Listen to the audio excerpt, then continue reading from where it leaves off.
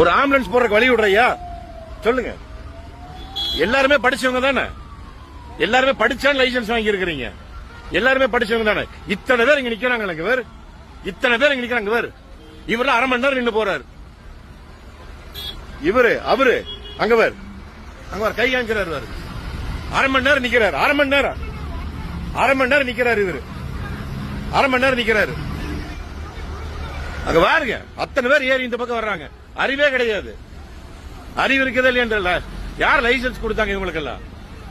அதான் பாரு டிவைடர், இங்க டிவைடர் இந்த பக்கம் இருக்குது, இந்த பக்கம் ஏறி இத்தனை பேர் வந்துட்டு இருக்கிறாங்க. இது யாருமே கேட்க மாட்டாங்க.